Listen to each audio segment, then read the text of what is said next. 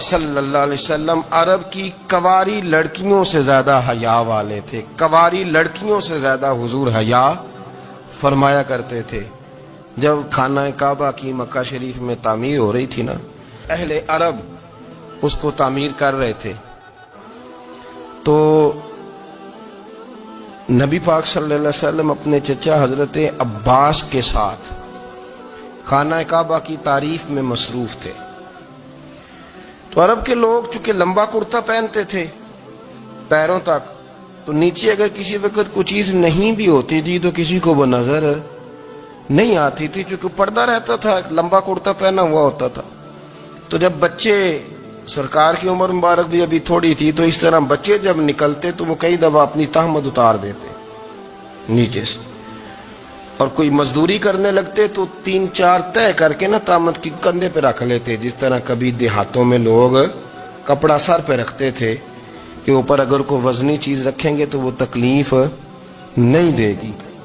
نبی پاک صلی اللہ علیہ وسلم بھی سب لوگوں کے ساتھ خانہ کعبہ کی تعمیر میں شامل تھے.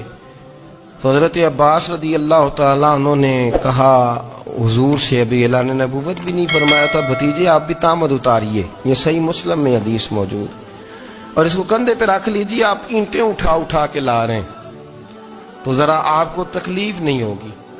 تو سرکار دو عالم صلی اللہ علیہ وسلم سے یہ بات کہی، اور پھر جلدی سے حضور کی تہمت کو نکال کے نا، حالانکہ لمبا کرتا پہنا ہوا ہے، تو وہ جیسے ہی ان کے کندھے پہ رکھا اینٹیں رکھنے کے لیے، تو سرکار تو زمین پہ گر گئے، بے ہوش ہو گئے، آنکھیں آسمان کی طرف. اور پھر حضور پکار رہے ہیں آزاری آزاری آزاری، میرا تہمت دے دو، میرا تہمت دے دو. کبھی کوئی شخص اس وجہ سے بھی بے ہوش ہوا ہے کہ میرے وجود سے کپڑا اتر گیا ہے؟ حالانکہ سرکار پر وہ بے ہوشی بھی نبی پاک کا وہ جو غلبہ ہے نا شرم و حیا کا، اس کی وجہ سے ہوا. ورنہ تو حضور فرماتے ہیں کہ میری آنکھیں سو جاتی ہیں، دل تو میرا اس عالم میں بھی جاگتا رہتا ہے. تو سرکار زمین پہ تشریف لے آئے، آنکھیں میرا تہمت دے دو، میرا تہمت دے دو. تو جلدی سے انہوں نے تہمت دیا تو حضور نے باندھ لیا.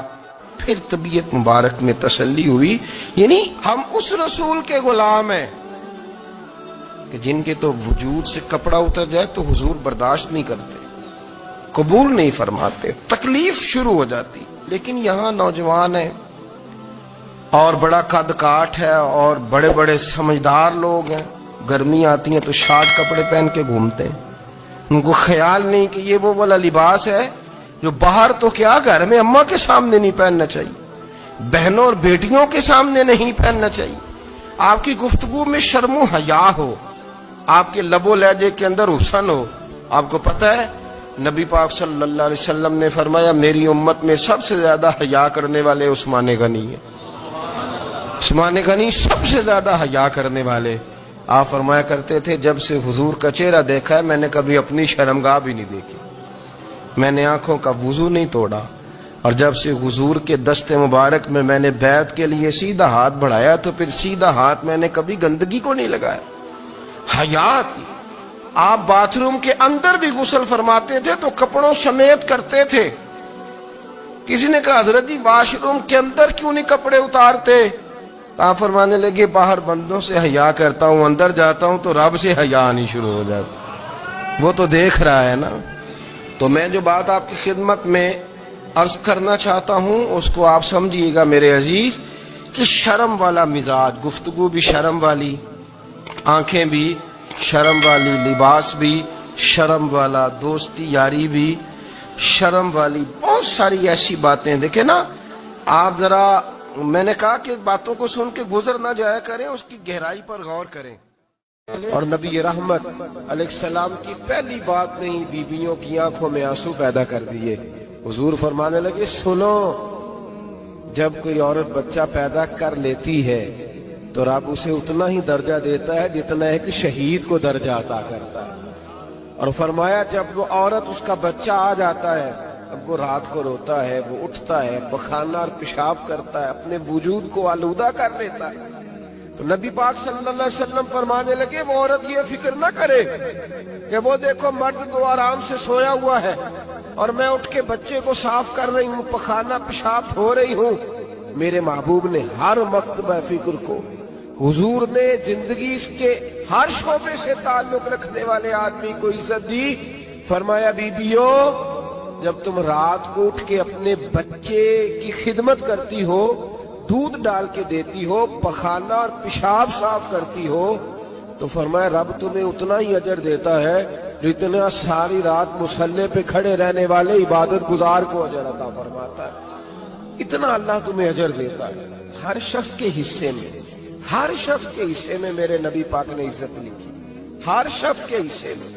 رسول پاک نے وقار, رشتوں کو حضور نے اتنا مضبوط کر دیا, اتنا مضبوط کر دیا کہ رشتے رشتے نہیں درد بن گئے. ماں کا نام آتا ہے تو آنکھوں میں آنسو آ جاتے ہیں نا, ماں کا نام آتا ہے تو دل تڑپتا ہے نا. یار یہ انقلاب ہے جو میلاد والے رسول نے برپا کیا. ورنہ حضرت طارق ابن عبداللہ کہتے ہیں میں حضور کے اعلان نبوت سے پہلے بھی مکے آیا تھا. آپ فرماتے میں نے ایک بوڑھی عورت کو, ایک نوجوان کو گلے میں رسی ڈال کے گھسیٹ کے لے جاتے دیکھا, تو میں نے اس سے کہا کہ یہ کیا کر رہے ہو, کون ہے یہ بی بی, کیا مسئلہ ہے؟ تو وہ کہنے لگا جی میری اماں ہے, بوڑھی ہو گئی ہے, کسی کام کی نہیں رہی, تو بیچنے جا رہا ہوں. چلو کسی کے برتن جب مانجے گی تو میرے تو پاس کچھ نفع آئے گا نا بیچنے. یہ داستانیں نہیں. ابھی بھی جن لوگوں کی طبیعت سخت ہوتی ہے وہ قتل نہیں کر دیتے ماں باپ کو. واقعہ سنے نا آپ نے کہ ابا میرے نام زمین نہیں کر رہا تو مار دیا. جب کلیجے سخت ہوتے ہیں تو کام ہو جاتا ہے. ایک طرف وہ منظر تھا اور ایک طرف یہ منظر ہے کہ حضرت حلیمہ سعدیہ رضی اللہ تعالی عنہ, ان کا نام نہیں ہے حضرت حلیمہ کا مسلم شریف میں, وہ امام زرقانی نے لکھا ہے, ورنہ مسلم میں یہ روایت اپنے اصل انداز میں موجود ہے. حضرت ابو ہریرہ رضی اللہ تعالیٰ عنہ فرماتے ہیں کہ جناب حلیمہ بوڑھی عورت, سادی عورت. اگر آپ کبھی معاشرتی لحاظ سے حضرت حلیمہ کا انداز دیکھیں گے نا, توجہ ہے میری بات پر, سمجھ آ رہی ہے آپ حضرات کو؟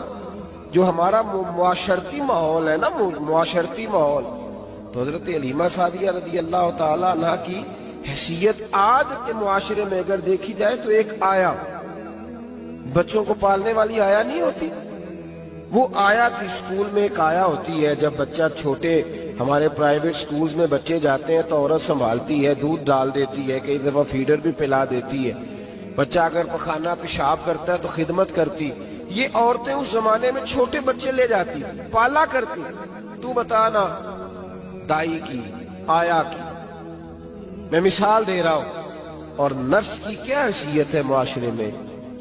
اور حضرت حلیمہ سعدیہ جب نبی پاک کو واپس لے کے آئی تھی تو چلو کچھ نہیں, لیکن نہ کچھ معاوضہ بھی انہیں حضرت عبد المطلب نے عطا کیا تھا. جناب آمنہ نے انہیں کچھ, ایک معنی یہ بھی ہو سکتا تھا کہ پیسے دے کے یہ کام کرایا, معنی ہو سکتا تھا. آج جو گھر میں اماں برتن دھوتی ہے اس کی کیا حیثیت ہوتی ہے, وہ تو بیچاری جن برتنوں کو دھو کے ہمیں دیتی ہے, بعد میں انہی برتنوں میں ہم انہیں کھانا کھانے کی اجازت نہیں دیتے. لیکن میرے رسول پاک نے رشتوں کو عزت دے دی, اس طرح کی عزت دی, اس طرح کی عزت دی کہ جناب حلیمہ مسجد نبی کا دروازہ گزری ہی تھی کہ حضرت ابو ہریرہ فرماتے ہیں نبی پاک منبر پر اٹھ کے کھڑے ہو گئے. رسول پاک کھڑے ہوئے, نبی پاک. میں کبھی کبھی یہ روایت دیکھتا ہوں تو میرا دل کرتا ہے میں اپنے آپ سے پوچھوں, میرا دل کرتا ہے میں اپنے یاروں دوستوں خطباء سے, واعظین سے, پیروں سے, مشائخ سے پوچھوں کہ تو بھی بتا, جب تو شاگردوں کو پڑھا رہا ہوتا ہے اور تیرے ابا جی آتے ہیں تو کبھی اٹھ کے کھڑا ہوا ہے؟ اپنے جیسے لوگوں سے, اچھے علماء کی بات نہیں کرتا, کبھی سوال کرو. یہ بڑا مشکل کام ہوتا ہے, بڑا مشکل کہ عالم دین تقریر کر رہا, والد آ جائے, بندہ اٹھ کے کھڑا ہو. لیکن رسول پاک نے عزتیں دی, وقار دیا. جناب حلیمہ داخل ہوئی تو حضور منبر پہ کھڑے ہوئے اور اتنی تیزی سے حضور آگے بڑھے, اپنی چادر کو اتارا اور پھر میرے رسول نے زمین پہ بچھایا, اور پھر حضرت حلیمہ سعدیہ بیٹھ گئی. اور جناب ابو ہریرہ فرماتے جتنی دیر نبی پاک ان کے سامنے بیٹھے رہے اتحیات کی حالت میں بیٹھے رہے. حضور نے رشتوں کو وہ وقار دیا, وہ حسن دیا کہ رشتے درد بن گئے ہیں. اب ماں کا نام دل میں بعد میں آتا ہے، زبان میں بعد میں آتا ہے، آنسو پہلے آتے ہیں۔ اب ماں کا رشتہ ایک وقار ہے، ایک حسن۔ الحاوی للفتاوی میں امام جلال الدین سیوطی رحمت اللہ لکھا ہے، فتح مکہ کے بعد نا کمال ہو گیا، وَرَأَيْتَ النَّاسَ يَدْخُلُونَ فِي دِينِ اللَّهِ أَفْوَاجًا، فوجوں کی فوجیں دین میں آ گئے۔ ایک زمانہ تنہائیوں کا ہوتا ہے، ایک عروج کا ہوتا ہے۔ عروج کے زمانے میں بڑے تعلق، بڑے رش، بڑی باتیں۔ اب حال یہ تھا فتح مکہ کے بعد کہ پہلے تو ایک آدھ آدمی کلمہ پڑھتا تھا، فوجوں کی فوجیں آتی۔ ایک دن نہ نبی پاک نماز پڑھانے آئے مسجد میں۔ میرے نبی پاک صلی اللہ علیہ وسلم جب مسجد میں آئے تو مسجد کھچا کھچ بھری ہوئی، گلیاں بھی بھری، 10,000 کے قریب لوگ مدینے میں جمع ہیں حضور کے پیچھے نماز پڑھنے کے لیے۔ پڑھیے صلی اللہ علیہ وسلم۔ نبی پاک صلی اللہ علیہ وسلم تشریف لائے نا، جیسے ہی مسجد میں داخل ہوئے تو 10,000 کا مجمع اٹھ کے کھڑا ہو گیا۔ ہمارے لیے لوگ کھڑے ہوتے ہیں تو ہماری آنکھیں پرنم نہیں ہوتی، بلکہ ہم اپنا حق سمجھتے ہیں۔ ہم کہتے ہیں ان کا بنتا ہے کھڑے ہونا، حالانکہ بھائی دنیا سب کے لیے کھڑی نہیں ہوتی۔ جب کوئی کھڑا ہونا تو نظر جھک جانی چاہیے اور تیرے دل میں خیال آنا چاہیے کہ یا اللہ مجھ پہ رحم ہی رکھنا، اے اللہ میری پردہ پوشی کرنا، یا اللہ یہ تیری دی ہوئی عزت ہے، مہربانی کر خفیہ تدبیر سے محفوظ فرما۔ کہ ہمیں احساس نہیں ہوتا الا ماشاءاللہ۔ اللہ کے محبوب داخل ہوئے تو 10,000 کا مجمع کھڑا ہو گیا۔ 10,000 آدمی کھڑا ہو تو ایک کیف بنتا ہے، تو میرے جیسا آدمی تو ویسکوٹ سیدھی کرنے لگ جاتا ہے نا کہ بڑی شان ہے جناب، کالر ٹھیک کر لو، دستار سیدھی کر لو، کیا بات۔ اتنے لوگ بھی کبھی کسی کے گاڑی کے پیچھے بھاگے، لیکن نبی پاک کا انداز کیا تھا؟ رسول پاک کی آنکھوں میں آنسو آ گئے۔ 10,000 آدمی کھڑا ہوا، حضور رو پڑے، اور اتنا روئے کہ جناب ابو ہریرہ رضی اللہ تعالیٰ عنہ فرماتے ہیں کہ میں نے نبی پاک کے سینے سے آواز نکلتی دیکھی۔ جب آدمی زیادہ روتا ہے تو سینے سے آواز آتی، حضور روئے کہ سینے سے آواز آئی۔ آپ فرماتے ہیں پھر حضور نے آنسو پوچھے، پھر نماز مکمل ہوئی۔ جب لوگ چلے گئے تو حضرت ابو بکر صدیق اٹھ کے قریب گئے، کہا یا رسول اللہ صلی اللہ علیہ وسلم آج کوئی وجہ نہیں تھی رونے کی، آپ آئے ہیں اور رونا شروع کر دیا۔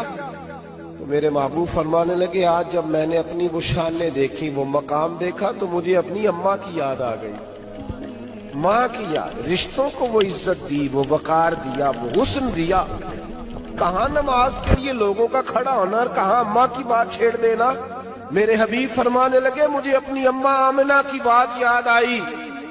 میری ماں نے تو وہ دور دیکھا تھا جب وجود پہ کپڑے بھی پورے نہیں تھے، دل کرتا تھا آج اماں موجود ہوتی، میں نماز پڑھانے آتا، اللہ اکبر کہہ کے نیت باندھتا، سبحانک اللہ کے بعد سورہ فاتحہ پڑھتا اور سورہ فاتحہ مکمل پڑھ لیتا کہ میری اماں آمنہ کو کوئی کام یاد آتا، وہ پردہ سرکا کے کہتی بیٹا محمد میری بات تو سننا، تو محبوب فرماتے اللہ کی عزت کی قسم میں نماز چھوڑ دیتا، پہلے ماں کی بات سن کے آتا، میں چھوڑ دیتا نماز۔ وقار دے دیا، وقار، وہ حسن بخشا، وہ توانائی بخشی۔ عرب کے اندر سال کے بعد عورتوں کا ایک میلہ لگتا تھا خانہ کعبہ کے پاس، صرف عورتیں اکٹھی ہوتی تھی، میلہ لگا ہوا تھا۔ ایک تورات جاننے والا یہودی عالم بھی آیا ہوا تھا، وہ بیبیوں کے مجمع پہ نظر ڈال کے کہنے لگا بیبیوں مرد کا کام تو کوئی نہیں عورتوں کے مجمع میں بات کرنا، لیکن میں تمہیں ایک پیغام دینے لگا ہوں، اللہ کے آخری رسول جو مکے میں پیدا ہونے والے ہیں ان کے آنے کا وقت قریب آ گیا ہے۔ وہ بیوی بڑی خوش نصیب ہوگی جنہیں ان کی رفاقت ملے گی۔ عورتوں نے جب دیکھا کہ مرد آ گیا عورتوں کے میلے میں تو انہوں نے ڈانٹا جھڑکا، کہا چل اٹھا اپنی کتابیں اور نکل جا۔ حضرت خدیجہ کہتی ہیں باقیوں نے ڈانٹا پر میں نے بات پلے سے باندھ لی، میں نے پلے سے باندھ لی اور میں انتظار کرنے لگی کہ اللہ کرے وہ نصیب میرے ہی ہو، اللہ کرے مقدر میرا ہی کھلے۔ آپ فرماتی میں تسبیح پڑھتی، درود پڑھتی، میں اس زمانے میں جو اللہ کا ذکر جس طرح ہوتا تھا وہ میں شروع کرتی، اور جب فارغ ہوتی تو میں التجا کرتی کہ اللہ میرے نصیبے کھول دے، کہتی ہیں آہستہ آہستہ آہستہ آہستہ میں حضور کی تعریف سننے لگی، آہستہ آہستہ تعریف سننے لگی نبی پاک۔ صادق ہیں، امین ہیں، سچے ہیں، دیانتدار ہیں، اس برے اور میلے معاشرے میں بھی وہ سب سے اعلیٰ بھی ہیں اور سب سے اجلے بھی ہیں، وہ سب سے پاکیزہ ہیں۔ میں سننے لگی تعارف، آہستہ آہستہ میں ان کی گرویدہ ہونے لگی۔ ادھر نبی پاک صلی اللہ علیہ وسلم اپنے چچا جناب ابو طالب کے پاس رہتے تھے، قحط آ گیا، حالات بگڑ گئے۔ حضور سید عالم صلی اللہ تعالی علیہ وسلم سے چچا کہنے لگے بیٹے اگر مال تجارت لے کے شام جاؤ تو بڑا نفع کماؤ گے، ہمیں ضرورت بھی ہے، اور اگر ہو سکے تو ختیجہ کا مال لے کے جاؤ۔ نبی پاک نے کہا چچا میں نہیں کہوں گا کسی سے جا کے، میں نہیں کہتا کسی سے جا کے، جو میرے نصیب میں ہوگا میرا رب خود عطا فرمائے گا، میں نہیں کہوں گا۔ مصطفیٰ نے تو نہیں کہا۔ حضرت ختیجہ رضی اللہ تعالیٰ عنہ کہتی ہیں میں نے خود اپنی خادمہ کو بھیجا، میں نے کہا جا کے پوچھو تو صحیح کہ میرا مال قبول ہوتا بھی ہے کہ نہیں، پوچھو۔ نبی پاک صلی اللہ علیہ وسلم سے پوچھا، حضرت ختیجہ کی خواہش ہے کہ آپ مال لے کے جائیں، حضور نے قبول کر لیا۔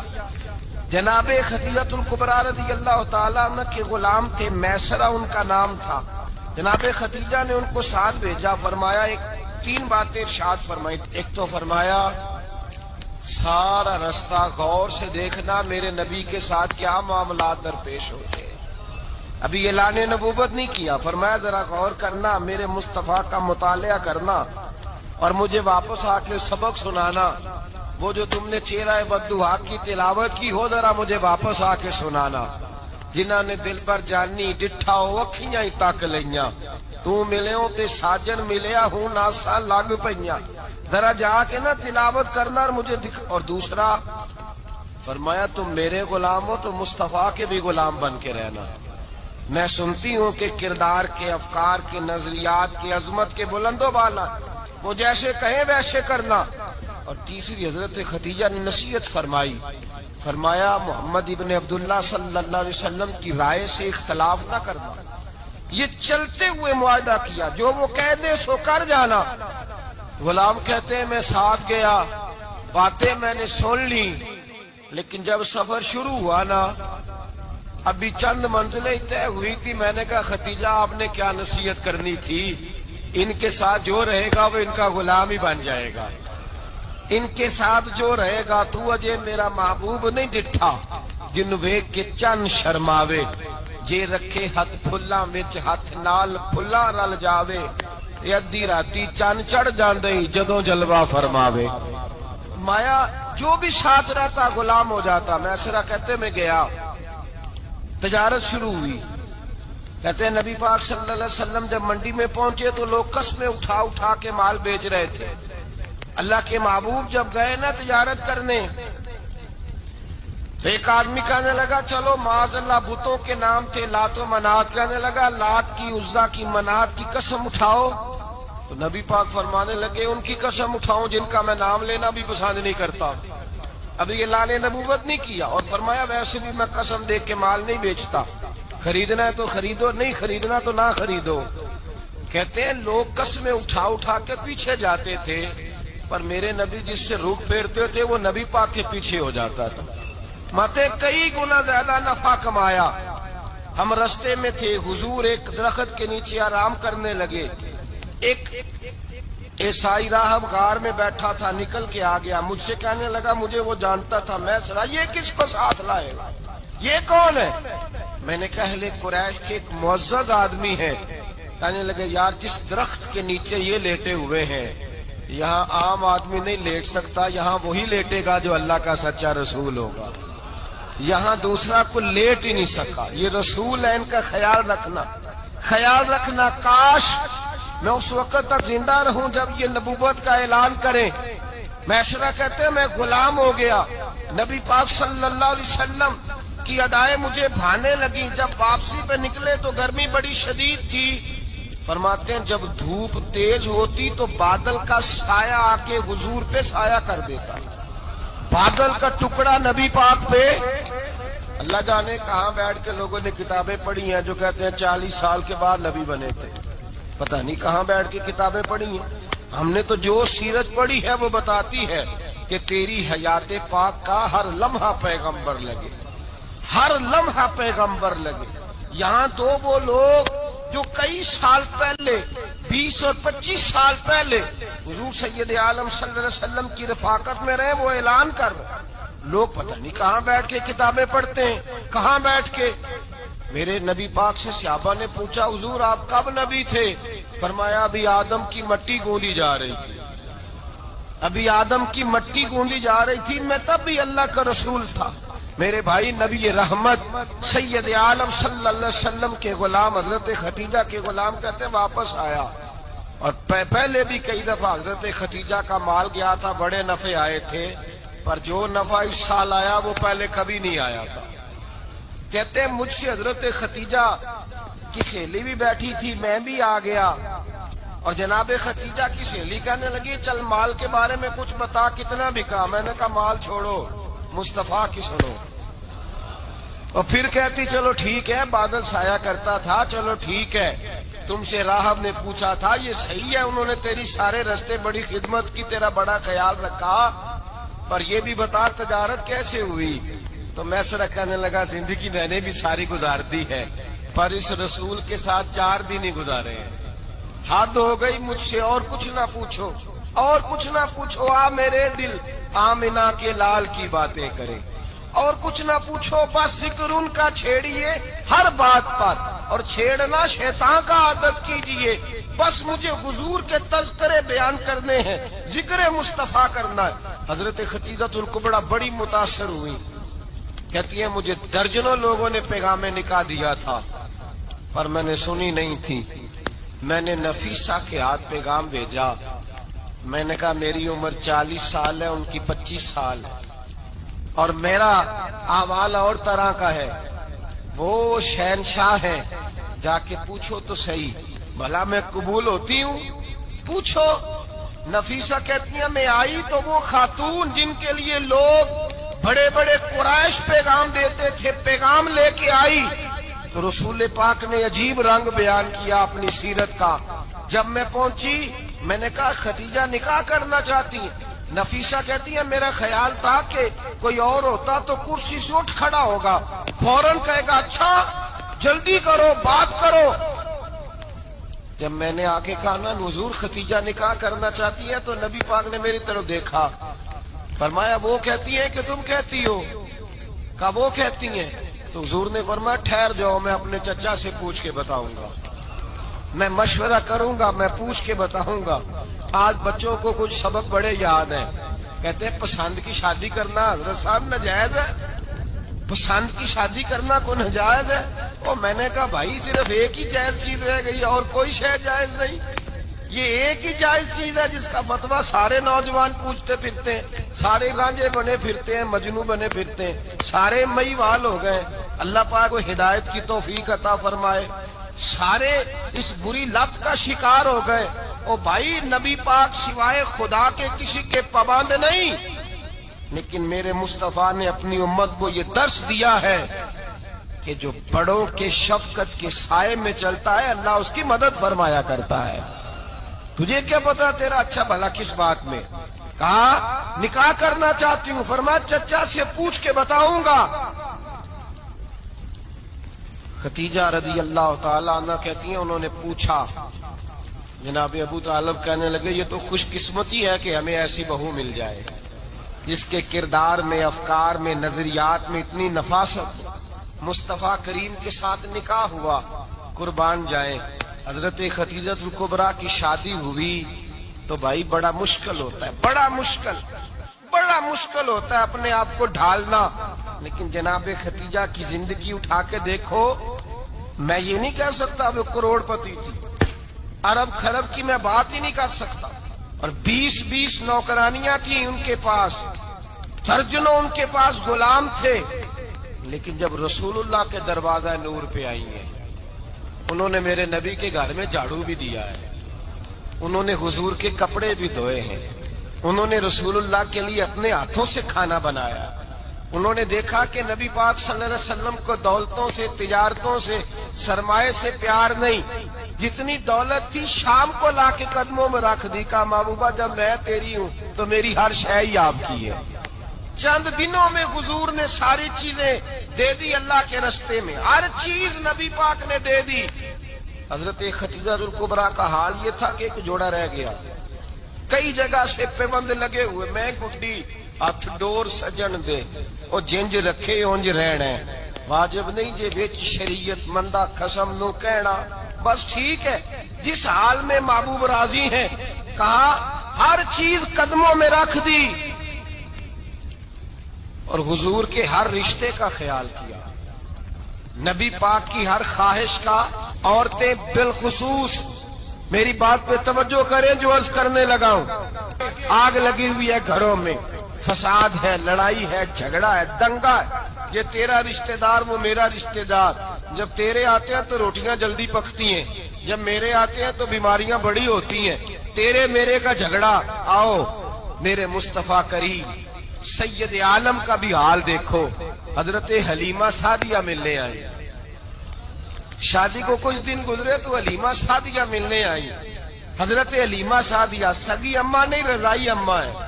یہاں تو سگی اماں برداشت نہیں ہوتی.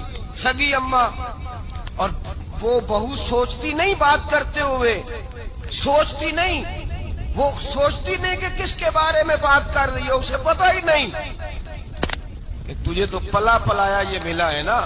کبھی اس کی اماں سے پوچھ اس نے کتنی تکلیفیں برداشت کی. اس سے پوچھ کس دقت میں, کس آزمائش میں اس بچے کو پروان چڑھایا ہے. تو آج مالک بنی ہے تو تو رنگ ہی بدل گئی ہے. اور بچہ بھی بیوی کے ساتھ مل کر کے اماں کی غیبت کرتا ہے, سوچتا ہی نہیں کہ بات کس کی ہو رہی ہے, اسے خیال ہی نہیں آتا. حضرت حلیمہ سعدیہ رضائی ماں ہے. جب تشریف لائیں تو مصطفیٰ کریم نے فرمایا خدیجہ یہ میری اماں ہے. جناب حلیمہ سعدیہ کہتی ہیں میں گھر میں رہی, میری خدمت کی, مجھے کھانا پکا کے دیا, بستر بچھا کے دیا, کپڑے لے کے دیے. اور جب میں جانے لگی تو کہنے لگی آپ میرے مصطفیٰ کی اماں ہیں, پہلی دفعہ آئی ہیں, تھوڑا سا تحفہ نہ دے دوں. میں نے کہا جیسے مرضی. حضرت حلیمہ کہنے لگی تو جناب حلیمہ سعدیہ کو 40 بکریاں اور 1 اونٹ تحفے میں عطا فرمایا. اور یہ جو بی بی آ کے مالی بنی ہے نا آج, جس درخت کی چھاؤں میں تو بیٹھی ہوئی ہے نا, اگر تو سمجھے تو اصل احسان اس ماں کا ہے جس نے یہ پروان چڑھا کے تجھے دیا ہے. اصل نیکی اس اماں کی ہے جس نے تیرے سر پہ یہ سرتاج رکھا ہے, اور تو اس ماں کو ہی بھول گئی ہے. اور شکوہ بہو سے نہیں, شکوہ اس بیٹے سے ہے, بیٹے سے ہے جو علیحدہ بھی ہونے لگا تھا تو اماں سے علیحدہ ہو گیا ہے. اس نے سوچا ہی نہیں کہ ماں کے ہاتھ اٹھ جائیں تو عرش کا مالک کہتا ہے فرشتوں سے کہ پیچھے ہٹ جاؤ. ماں اور باپ اولاد کے لیے جو مانگے گے میں فوراً عطا کروں گا. تجھے پتہ ہی نہیں. اور ادھر رسول پاک کا کیا حال ہے, کہتے وہ تیرے رشتہ دار ہیں, تیرے بہن بھائی ہیں, تو جا میں تجھے دروازے پہ چھوڑ آؤں گا. تو مل ان سے, میں نہیں ملتا, میں صاحب ہوتا ہوں, میرا ان سے کیا لینا دینا. حضرت خدیجہ کے بھائی نہیں تھے, نبی پاک صلی اللہ علیہ وسلم کے سسر حیات نہیں تھے. 2 بیٹے تھے حضرت خدیجہ کے, اور وہ دونوں بیٹے پچھلے خامن سے تھے. ذرا عقل کی کسوٹی پر تولیے گا کہ کسی بی بی کے بیٹے ہوں اور پچھلے خامن سے ہوں, اس آدمی کا رویہ کس طرح کا ہوتا ہے. لیکن میرے رسول پاک کا رویہ اس طرح کا تھا. میں آپ کو سیرت کی کتابوں سے, امام حلبی نے, کستلانی نے, صاحب فتح الباری نے لکھا ہے, رسول کائنات سید عالم صلی اللہ علیہ وسلم سوئے ہوتے تھے. اور جاگو اور سنو, اللہ کرے حضرت خدیجہ کا میرے نبی سے رشتہ اور میرے نبی کا حضرت خدیجہ کا رشتہ ہماری سمجھ میں آ گیا تو سمجھ لو ہمارے گھر جنت بن جائیں گے, روشنی پھیل جائے گی. سمجھو اور سیکھو. حضرت عائشہ صدیقہ فرماتی ہیں نبی پاک سو جاتے تھے نا دوپہر کو تو کہتی تھی مولا علی سے لے کر ابو بکر صدیق تک کسی کی طاقت نہیں ہوتی تھی حضور کو آ کے بیدار کرے. سوء ادب سمجھا جاتا تھا. اور میں ایک جملہ آگے بڑھا کے کہوں گا, میں کہوں گا اماں جی آپ تو مولا علی سے لے کر ابو بکر صدیق تک فرماتی ہیں نا, ہمارا تو عقیدہ یہ ہے کہ مصطفیٰ سو جائے تو جبریل بھی نہیں جگا سکتے. وہ بھی نہیں آ سکتے، وہ بھی ہاتھ باندھے کھڑے ہیں کہ مولا کیسے جگاؤں۔ حضرت جبریل بھی نہیں جگا سکتے، لیکن حضرت عائشہ صدیقہ فرماتی ہیں میں تھی مدینے میں کہ حضرت ختیجہ کے وصال، میں مدینے میں حضور کے گھر میں تھی، نبی پاک میرے گھر میں موجود تھے اور سید عالم سوئے ہوئے تھے۔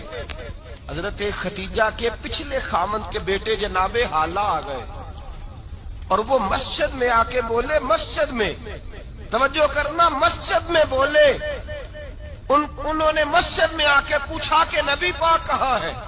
مسجد میں جناب عائشہ صدیقہ فرماتی ہیں حضور سوتے ہوئے بیدار ہو گئے۔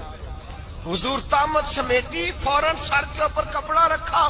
میں نے کہا حضور کہاں جا رہے ہیں؟ فرماتی ہے میں نے ایک دفعہ پوچھا تو حضور نے 3 دفعہ فرمایا میرا حالہ آ گیا ہے، میرا حالہ آ گیا ہے، میرا حالہ آ گیا ہے، ختیجہ کا بیٹا آ گیا ہے۔ میرے رسول پاک صلی اللہ علیہ وسلم نے بی بی کے رشتوں کا جو تقدس بیان کیا اس کو سمجھیے، فرمایا حالہ آیا ہے، بیدار ہو کے خود تشریف لے گئے۔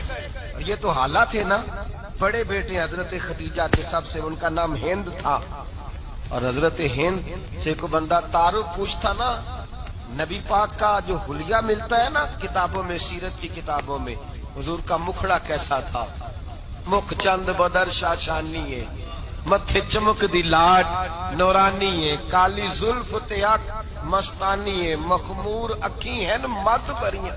یہ جو حضور کا حلیہ ملتا ہے نا، یہ حضرت ہند کا بیان کیا ہوا ہے۔ وہ بیان کیا کرتے تھے کہ نبی پاک کی آنکھیں کیسی تھی، حضور کے جلوے کیسے، وہ بیان حضرت ختیجہ کے بیٹے ہیں۔ کوئی ان سے پوچھتا کہ بڑے راضی رہتے ہو ہند، بڑے راضی رہتے ہو، تو حضرت ہند کیسے راضی کیسے نہ رہوں، راضی کیسے نہ رہوں، میرے بھائی کا نام علی المرتضیٰ ہے، بہن کا نام فاطمہ الزہرا ہے، ماں کا نام ختیجہ الکبریٰ ہے، اور باپ کا نام محمد مصطفیٰ ہے، میں راضی کیسے نہ رہوں۔ حضرت ختیجہ الکبریٰ کے رشتوں کے ساتھ رسول اللہ کا پیار، ان کے رشتے۔ کنز المال میں حضرت عائشہ صدیقہ کی حدیث ہے، جناب عائشہ فرماتی ہیں دوپہر کو حضور آرام کرتے تو کوئی آیا نہیں کرتا تھا۔ ایک دن ایک بوڑھی آ گئی دروازے پہ، اس نے چھڑی پکڑی ہوئی، کہتے ہیں وہ اندر آئی تو نبی پاک بڑی تیزی کے ساتھ اٹھے، حضور سید عالم نے قریب بٹھایا، دیر تک حضور باتیں کرتے رہے، دیر تک گفتگو ہوتی رہی۔ فرماتے ہیں حضور نے اسے کوئی اضافی وقت دیا، عام صحابہ اس وقت آتے نہیں تھے، حضور کے آرام کا وقت تھا، اضافی وقت دیا نبی پاک نے۔ اور فرماتے ہیں جب وہ جانے لگی تو نبی پاک نے تحفے بھی عطا فرمائے، اور پھر ایک غلام سے، حضرت بلال سے یا کسی غلام سے فرمایا کہ ساتھ جاؤ اور گھر چھوڑ کر کے آؤ۔ نبی پاک صلی اللہ علیہ وسلم نے اعزاز دیا۔ حضرت عائشہ صدیقہ فرماتی ہیں دیر تک ملاقات بھی، تحفے بھی، انفرادی ملاقات۔ بعد میں نبی پاک صلی اللہ علیہ وسلم لیٹ گئے، میرے دل کے اندر خیال آیا کہ حضور جائیں گے اور جب رات کو واپس آئیں گے تو پھر میں پوچھوں گی کہ حضور یہ بی بی کون ہے، حضور اب آرام کر رہے ہیں۔ فرماتی ہیں میرا خیال تھا کہ یہ سوال شام تک میرے ذہن میں رہے گا کہ یہ کون ہے، آپ نے بڑا اعزاز دیا، دروازے تک چھوڑنے گئے۔ حضرت عائشہ صدیقہ فرماتی ہیں میں سوچ رہی تھی آرام کر رہے ہیں، اور میں نے جیسے ہی نگاہ ڈالی تو حضور تو گہری سوچ میں گم ہے، نبی پاک سوچوں میں گم ہے اور بے آنکھیں کھلی ہوئی۔ فرماتی ہے میں قریب جا کے بیٹھی، قدموں پہ ہاتھ رکھا، میں نے کہا محبوبہ یہ بی بی کون تھی، اتنی دیر آپ نے ملاقات کی اور وہ چلی گئی ہے تو ابھی خیالات ہیں، تصورات ہیں۔ فرماتی ہے میں نے پوچھا تو مصطفیٰ کی آنکھوں میں آنسو آ گئے، نبی پاک رو دیے، اٹھ کے بیٹھ گئے۔ میں نے کہا حضور کیا ہوا، میں نے تو آپ کو پریشان کر دیا، میں معذرت چاہتی ہوں۔ حضور نے فرمایا عائشہ ایسی کوئی بات نہیں، اس بی بی کے بارے میں پوچھتی ہو جسے میں نے زیادہ عزت دی ہے، زیادہ پیار کیا ہے، ذرا زیادہ اس کے ساتھ میں نے توجہ کی ہے۔ ہاں یا رسول اللہ میں نے انفرادی رنگ دیکھا ہے، روٹین سے بڑھ کر آپ نے محبت فرمائی۔ تو میرے مصطفیٰ نے فرمایا یہ جو عورت آئی تھی نا، جو میرے پاس بیٹھی رہی ہے، یہ میری زوجہ جناب ختیجہ کی سہیلی ہے، یہ حضرت ختیجہ کی سہیلی ہے، جناب ختیجہ کی سہیلی۔ فرمایا یہ مکے میں ختیجہ سے ملنے آیا کرتی تھی، खतीजा इसे वक़्त देती थी, पास बिठाती थी, खाना खिलाती थी, दुख सुख सुनती और थोड़ी गरीब है। जब ये जाती थी तो खतीजा तोहफे भी देती थी। फरमाया आज जब ये आई है तो खतीजा की यादें ताजा हो गई। देर तक मैंने इससे बात की है, गुफ्तगू की, जाते दफा तोहफा दिया है, इसलिए कि हुस्नुल अहद मिनल ईमान, अच्छे तरीके से वादा निभाना ये भी ईमान का हिस्सा है। अच्छे तरीके से अहद निभाना, ताल्लुकात निभाना ये भी ईमान का हिस्सा है। हजरत खतीजा की सहेलियों से रसूलुल्लाह सल्लल्लाहु अलैहि वसल्लम का रिश्ता, पहली वही नाजिल हुई नबी पाक पर। अब हुजूर जब इब्तदाए वही के अय्याम आए तो हजरत खतीजा फरमाती हैं रसूल पाक गारे हिरा में चले जाते, कई के दिन वहां रहते। पहली वही आई तो कुरान मजीद की तासीर ये है कि लौ अंज़लना हाज़ल कुरान अला जबलिन लरअयतहु खाशियम मुतसद्दियम मिन खशियतिल्लाह। फरमाया अगर मैं पहाड़ों पे नाज़िल करूं कुरान को तो वो भी मेरे खौफ से रेजा रेजा हो जाए। इतनी तासीर है। जब हुजूर के कल्बे अतहर पर आया तो नबी पाक कांपते हुए घर आए, ज़म्मिलूनी ज़म्मिलूनी, मुझे चादर उड़ाओ चादर उड़ाओ। हजरत खतीजा ने चादर दी, बैठ गए। कहा खतीजा आज कोई आने वाला आया है। एक और बिस्मि रब्बिकल्लज़ी खलक, ये आयात उसने मुझे दी हैं और मैं बड़े खौफ के आलम में हूँ। हजरत खतीजा के लफ्ज बड़े हसीन है। जनाब खतीजातुल कुबरा रदी अल्लाह ताला अन्हा क्या फरमाती है, कहती है या रसूल अल्लाह सल्लल्लाहु अलैहि वसल्लम आप गम न करें, रब आपको रुसवा नहीं करेगा, इज्जतें अता करेगा। और दलील क्या है? हजरत खतीजा फरमाने लगी दलील ये है कि आप गरीबों की मदद करते हैं, मिस्कीनों का ख्याल रखते हैं और महबूबा कमजोरों का बोझ आप उठाते हैं। जिसके अंदर ये खूबियां होती हैं अल्लाह उसे इज्जत ही अता फरमाया करता है। हजरत खतीजातुल कुबरा रदी अल्लाह ताला अन्हा सबसे पहले नबी पाक पे ईमान लाई। बड़ा मुश्किल होता है। हमारे जो फलसफे के लोग हैं वो कहते हैं बहुत बड़ा वली अल्लाह भी हो तो बीवी उसकी मान जाए, ये मुश्किल होता है काम, ये मुश्किल होता है। हजरत खतीजातुल कुबरा रदी अल्लाह ताला अन्हा सबसे पहले ईमान। और किस तरह का ईमान? किस तरह का ईमान? इब्ने माजा में रवायत है, गौर करना। हजरत कासिम नबी पाक सल्लल्लाहु अलैहि वसल्लम के साहिबजादे, हुजूर की 6 औलादें, 4 बेटियां 2 बेटे हजरत खतीजा से हुए, 4 बेटियां और 2 बेटे।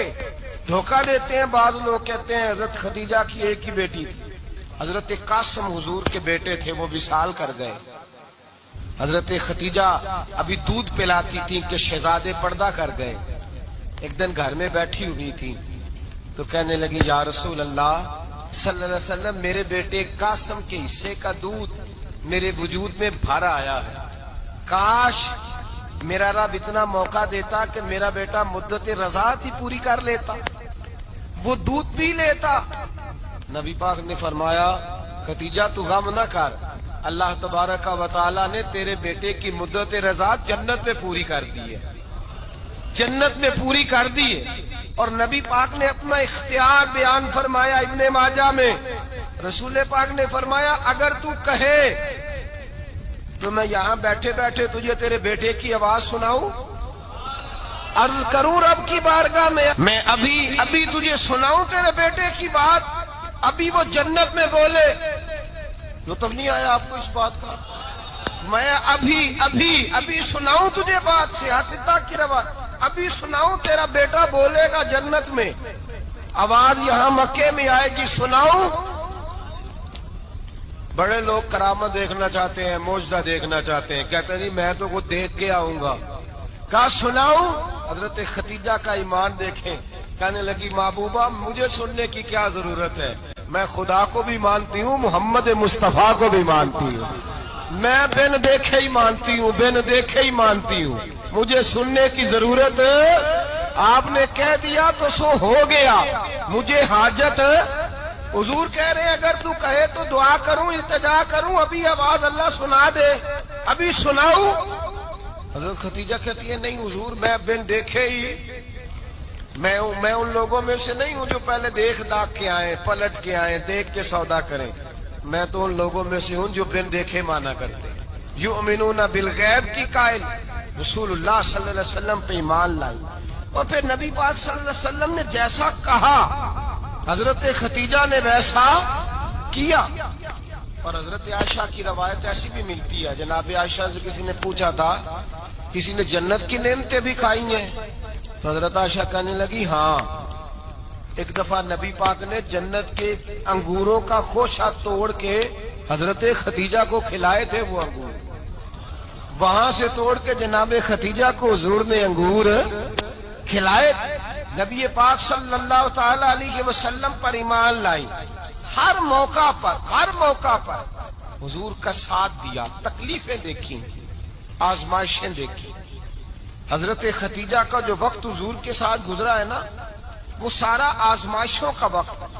15 سال شادی کو ہوئے تو نبی پاک نے اعلان نبوت کیا، باقی کے 10 سال 25 سال کی رفاقت رہی، سخت مسئلہ تھا، کفار کی مخالفت، بہت زیادہ مال تھا، پھر غربت آئی، پورا مکہ سلوٹ کرتا تھا، پھر وہ سارا شہر مخالفت کرنے لگا۔ حضرت ختیجہ الکبریٰ ڈٹ کے رسول اللہ کا ساتھ دیتی، ہر موقع پر کسی جگہ شکوہ نہیں کیا۔ یہاں عورتیں بول پڑتی ہیں، کہتی ہیں جب سے تیرے گھر آئی ہوں سکھ نہیں دیکھا، جب سے یہاں آئی ہوں کچھ نہیں دیکھا، جب سے یہاں آئی ہوں بڑی آزمائش میں ہوں۔ حضرت ختیجہ الکبریٰ مال لے کے آئی، لیکن انہوں نے دیکھا کہ مصطفیٰ کو غریبی پسند ہے تو غریب ہو گئی۔ جیم جان دا کچھ وسا نہیں ہوں، جان یار نو دے تے شاد ہو جا، اسے دل دے ہیں فساد سارے، دل دربر نو دے تے آزاد ہو جا، دیو رکھے آباد تے رو وسدا، تے جدو کرے برباد ہو جا۔ کہا یا رسول اللہ جس بات میں آپ راضی ہیں میں بھی اسی بات میں راضی ہوں۔ جناب ختیجہ رضی اللہ تعالیٰ عنہ مکمل وقت رسول اللہ کا ساتھ دیا۔ شیب ابی طالب کے 3 سال قید میں گزارے۔ جس عورت نے ساری زندگی مال دیکھا ہو، اعلیٰ سے اعلیٰ کھانا کھایا ہو، بڑے گھر میں وقت گزارا، قیدی ہو کے وقت گزارا، اور آپ اگرچہ قریش میں سے تھی لیکن جس شاخ سے حضور تھے بنو ہاشم اس میں سے نہیں تھی آپ۔ حضرت ختیجہ رضی اللہ تعالی عنہ یہ کہہ سکتی تھی کہ یہ بائیکاٹ جو 3 سال مکے والوں نے کیا اور ایک چھوٹی سی وادی میں قید کر دیا ہے بنو ہاشم کو، تو یہ میرا بائیکاٹ نہیں ہے۔ نبی پاک صلی اللہ تعالی علیہ وسلم نے اجازت بھی دی کہ اگر تم چاہو تو علیحدہ رہ سکتی ہو، بائیکاٹ تو میرا ہے۔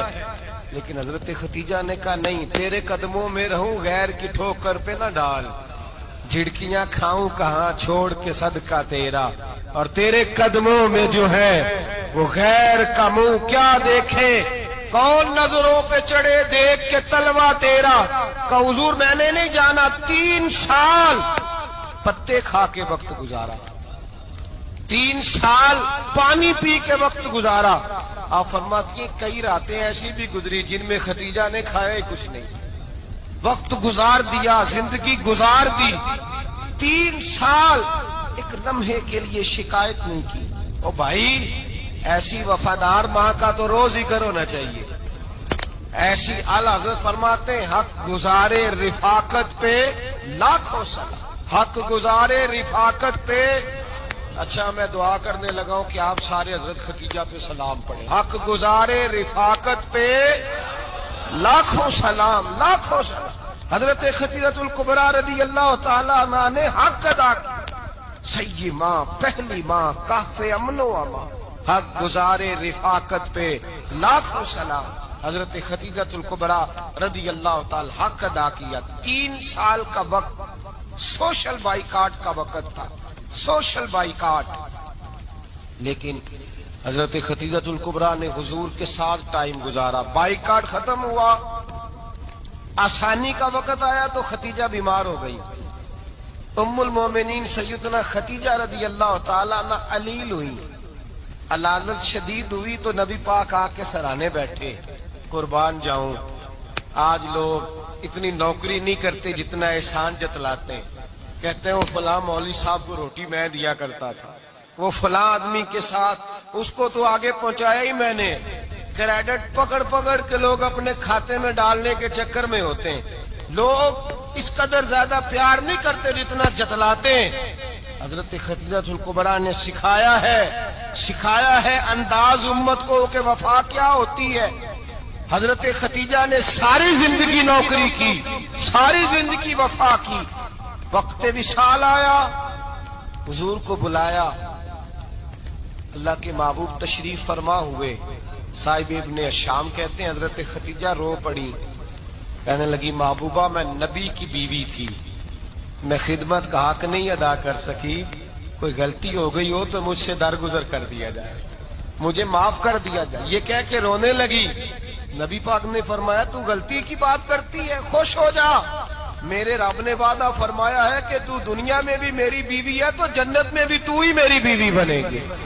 وعدہ کیا ہے اللہ تبارک و تعالی، میں نے تجھے پسند کیا ہے، جنت میں بھی تو ہی میری بیوی ہے۔ میرے نبی کریم سید عالم صلی اللہ علیہ وسلم نے حضرت خدیجہ الکبریٰ رضی اللہ تعالیٰ عنہ سے اس قدر زیادہ، حضرت عائشہ فرماتی ہیں اکثر گھر میں اکثر نبی پاک حضرت خدیجہ کا ذکر چھیڑ دیتے۔ یہاں تو آدمی بہن کا ذکر نہیں نہ کر سکتا بیوی کے سامنے، اماں کا ذکر نہیں کر سکتا، معاملہ خراب ہو جاتا، بڑا مشکل ہو جاتا، مشکل ہے۔